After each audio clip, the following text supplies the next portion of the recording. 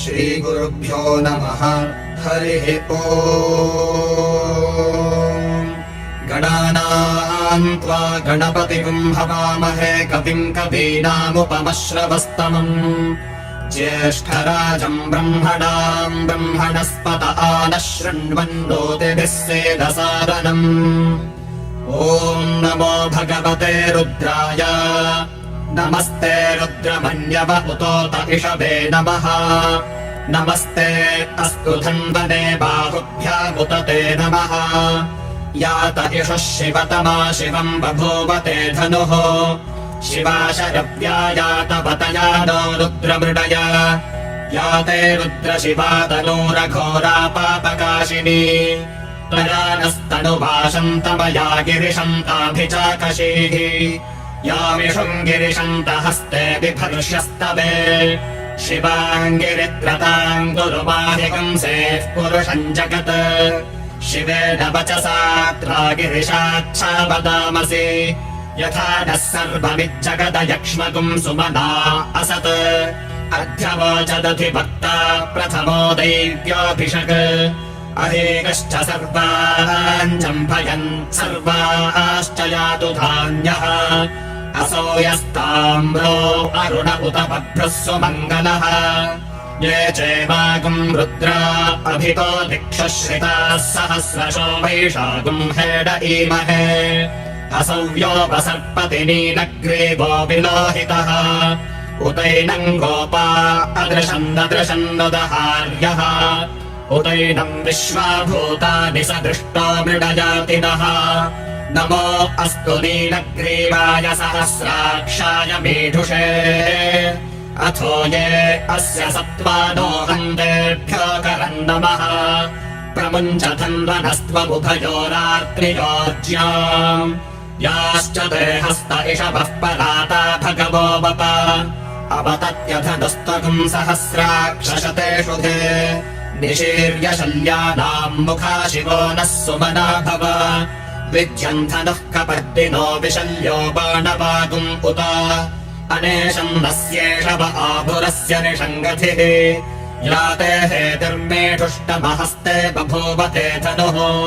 तयास्मान् विश्वतस्त्वमयक्ष्मया परिभुज। नमस्ते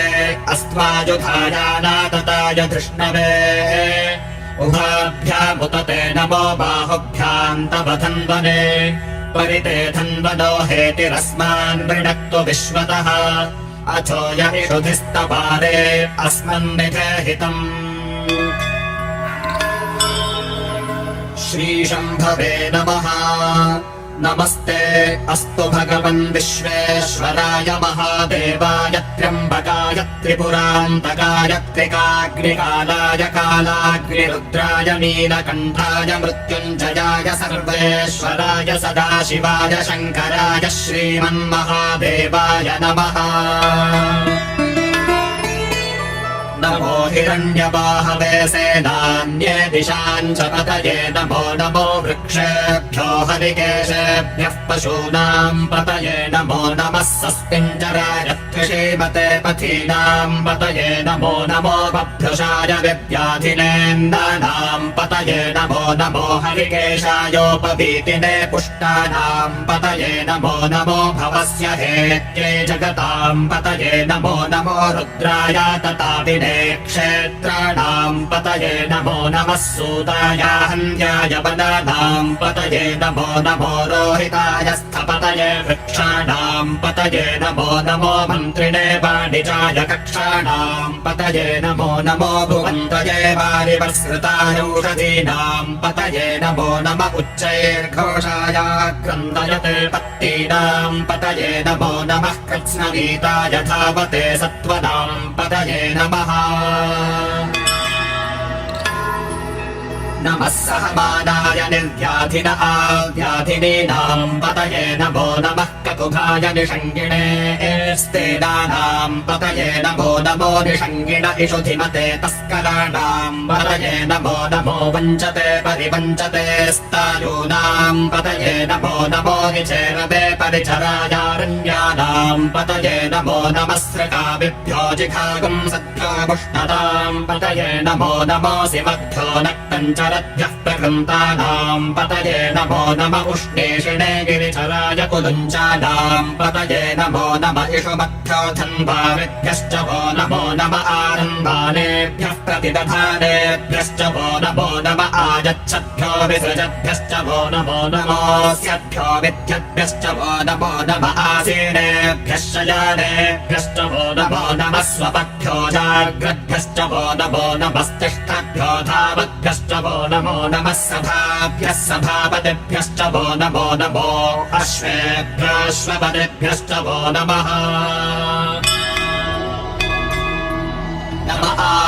आव्याधिनेभ्यो विविध्यन्तेभ्यश्च वो नमो नम उगणाभ्यस्त्रगम्हतेभ्यश्च वो नमो नमो कृत्सेभ्यो कृत्सपतिभ्यश्च वो नमो नमो व्रातेभ्यो व्रातपतिभ्यश्च वो नमो नमो गणेभ्यो गणपतिभ्यश्च वो नमो नमो विरूपेभ्यो विश्वरूपेभ्यश्च वो नमो नमो महद्भ्यः क्षुल्लकेभ्यश्च वो नमो नमो रथिभ्यो रथेभ्यश्च वो नमो नमो रथेभ्यो रथपतिभ्यश्च वो नमो नमः सेनाभ्यः सेनानिभ्यश्च वो नमो नमः क्षत्रिभ्यः सङ्ग्रहेतृभ्यश्च वो नमो नमस्तक्षभ्यो रथकारेभ्यश्च वो नमो नमः कुलालेभ्यः कर्मारेभ्यश्च वो नमो नमः पुञ्जिष्टेभ्यो निषादेभ्यश्च वो नमो नम इषकृभ्यो धन्वकृभ्यश्च वो नमो नमो मृगयुभ्यश्वनिभ्यश्च वो नमो नमः श्वभ्यश्वपतिभ्यश्च वो नमः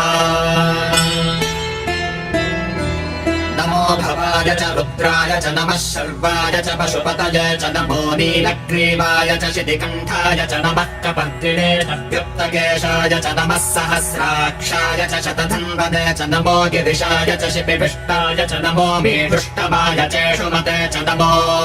ह्रस्वाय च वामनाय च नमो बृहते च वर्षेयसे च नमो वृद्धाय च संवृध्वने च नमो अग्र्याय च प्रथमाय च नम आशवे च चिराय च नमः शीघ्र्याय च शीभ्याय च नमः ऊर्म्याय च वस्वन्याय च नमः स्रोतस्याय च द्वेप्याय च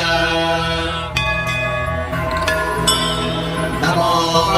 ज्येष्ठाय च कनिष्ठाय च नमः पूर्वजाय च पदजाय च नमो मध्यमाय च प्रगल्भाय च नमो जघन्याय च बुद्धियाय च नमः सोऽभ्याय च प्रतिसर्याय च नमो याम्याय च क्षेम्याय च नम उर्वर्याय च खल्याय च नमः श्लोक्याय च वसान्याय च नमो वन्याय च कक्ष्याय च नमः श्रवाय च प्रतिश्रवाय च नम आशुषेणाय चाशुरथाय च नमः शूराय च वभिन्दते च नमो वर्मिणे च वरूचिने च नमो बिल्मिने च कवचिने च नमः श्रुताय च श्रुतसेनाय च नमो दुन्दुभ्याय च हनन्याय च नमो धृष्णवे च प्रभृशाय च नमो दूताय च प्रदिताय च नमो निषङ्गिणे चेषुधिमते च नमस्तीक्ष्णेषवे च युधिने च नमः स्वायुधाय च सुधन्वने च नमः श्रुत्याय च पत्याय च नमः काट्याय च नीप्याय च नमः सूद्याय च सरस्याय च नमो नाद्याय च वैशन्धाय च नमः कोप्याय च वट्याय च नमो वर्ष्याय च वर्ष्याय च नमो मेघ्याय च विद्युत्याय च नम ईद्रियाय च तप्याय च नमो वात्याय च रेष्म्याय च नमो वास्तव्याय च वास्तुपाय च नमः सोमाय च रुद्राय च नमस्ताम्राय च रुणाय च नमः शङ्गाय च पशुपतये च नम उग्राय च भीमाय च नमो अग्रे वधाय च दूरे वधाय च नमो हन्त्रे च हनीयसे च नमो वृक्षेभ्यो हरिकेशेभ्यो नमस्ताराय नमः शम्भवे च मयोभवे च नमः शङ्कराय च मयस्कराय च नमः शिवाय च शिवतराय च नमस्तीर्थ्याय च कूल्याय च नमः पार्याय च भार्याय सूर्याय च नमः प्रतरणाय चोत्तरणाय च नमः आकार्याय च लाद्याय च नमः षष्ट्याय च फेन्याय च नमः सिहत्याय च प्रवाह्याय च नमः हिरण्याय च प्रपथ्याय च नमः किगुंशिलाय च क्षयणाय च नमः कपर्दिने च पुलस्तय च नमो गोष्ठ्याय च गृह्याय च नमस्तल्प्याय च गेह्याय च नमः काट्याय च गक्वदेष्ठाय च नमो हृदयाय च निवेष्ट्याय च नमः पागुंसव्याय च रजस्याय च नमः शुष्ट्याय च हरित्याय च नमो लोप्याय चोदप्याय च नमः ऊर्व्याय च सूर्व्याय च नमः पर्ण्याय च पर्णशक्त्याय च नमोपगुरमाणाय चाभिघ्नते च नमः आखिलते च प्रखिलते च नमो वह्किरिकेभ्यो देवानागुं हृदयेभ्यो नमो विक्षीणकेभ्यो नमो विचिम्बत्केभ्यो नमः निर्हतेभ्यो नमः आमीवत्केभ्यः प्रापे अन्धसस्पते दरिद्रम् नीललोहिता येषाम् पुरुषाणामेषाम् पशूनाम् माभेर्मारोपो येषाम् किञ्चनाममत् या ते रुद्रशिवा तनूः शिवा विश्वाह भेषजी शिवा रुद्रस्य भेषजी तया नो मृडजीवसे इमागुम् रुद्राय तपसे कपर्दिने क्षयत्रीराय प्रभरामहे मतिम् यथा दशमसद्विपदे चतुष्पदे विश्वम् पुष्टम् ग्रामे अस्मिन्नदातुरम् मृडानो रुद्रो तनो मयस्कृतिक्षयुत्रीराय नमसा विधेमते यच्छञ्चयोष्टमनुरायजे पिता तदश्यामतव रुद्रप्रणीतौ मानो महान्तमुत मानो अर्धकम् मान उक्षन्तमुत मान उक्षितम् मानो बधेः पितरम् मोत मातरम् प्रिया बालस्तनुवो रुद्ररीरिषः बालस्तोकेतनये मान आयुषि मानो गोषु मानो अश्वेषु रीरिषः वीरान्मानो रुद्रभावितो वधेरहमिष्मन्तो नमसा विधेमते आरात्ते गोघ्न उत पूरुषघ्ने क्षयग्रीगाय सुम्नमस्मेते अस्तु रक्षा च नो अधि च देव ब्रूह्यथा च नः शर्म यच्छद्विबर्हाः स्तुभिः श्रुतम् गर्तसदैयुवानम् मृगम् न भीममुपहत्नुमुग्रम् मृडा चरित्रे रुद्रस्तवानो अन्यम् ते अस्मन्निव पन्तु सेनाः परिणो रुद्रस्य हेतिर्वृणक्तु परिप्रेषस्य दुर्मदिरघायोः अवस्थिरामघवध्यस्तनुष्वमेढ्वस्तोकायतनयाय मृडय मेढुष्टम शिव तम शिवो नः सुमदाभव परमे वृक्ष आयुधम् निधाय कृत्तिम् वसान आचरपि नाकम् बिभ्रदागहि विकिरितविलोहित नमस्ते अस्तु भगवः यास्ते सहस्रगम् हेतयोऽन्यमस्मन्निव पन्तु ताः सहस्राणि सहस्रधा बाहुवोस्तव हेतयः तासामीशानो भगवः पराचीना मुखाकृति सहस्राणि सहस्रशो ये रुद्रा अधिभूम्याः तेषागुम् सहस्रयोजने वधन्वानि तन्मसि अस्मिन्महत्यर्णवेन्द्रनिक्षेभवा अधि नीलग्रीवाः शितिकण्ठाः शर्वा अधः क्षमाचराः नीलग्रीवाः शितिकण्ठादिवगुम् रुद्रा उपश्रिताः ये वृक्षेषु सस्पिञ्जरा नीलग्रीवा विलोहिताः ये भूतानामधिपतयो विशिखासः कपर्दिनः ये अन्येषु विविध्यन्ति पात्रेषु पिबतो जनाः ये पथाम् पथि रक्षय ऐलमृदाय व्युथः ये तीर्थानि प्रचरन्ति सृकावन्तो निषङ्गिणः य एतावन्तश्च भूयागुंसश्च दिशो रुद्रावितस्थिरे तेषागुम् सहस्रयोजने वधन्वानि तन्मसि नमो रुद्रेभ्यो ये पृथिव्यां येऽन्तरिक्षे ये दिवि येषामन्नं वातो वर्षमिषभस्तेभ्यो 10 प्राचीर्दश दक्षिणा 10 प्रतीचीर्दशोदीचीर्दशोध्वास्तेभ्यो नमस्ते नो मृडयन्तु ते यं ग्रीष्मायश्च नोद्वेष्टितं भोजं भेदधामि त्र्यम्बकै यजामहे सुगन्धिम् पुष्टिवर्धनम् उर्वारुकमिव बन्धनान् मृत्योर्मुक्षीयमामृतात् यो रुद्रो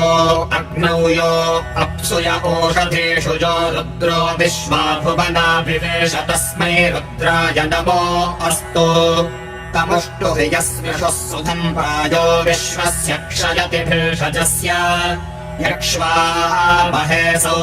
मनसाय रुद्रम् नमो देवमसुरम् दुवस्य अयम् मे हस्तो भगवानयम् मे भगवत्तरः अयम् मे विश्वभेषजो जगम् शिवाभिमर्शनः ये ते सहस्रमयुतम् पाशामृत्यो मर्त्याय हन्तवे तान यज्ञस्य मायया सर्वानपयजामहे मृत्यवे स्वाहा मृत्यवे स्वाहा ॐ नमो भगवते रुद्राय विष्णवे मृत्युर्मे पाहि प्राणानाम् ग्रन्थिरसि रुद्रो माविशान्तकः तेनान्नेनाप्यायस्व नमो रुद्राय विष्णवे मृत्युर्मे पाहि सदाशिवो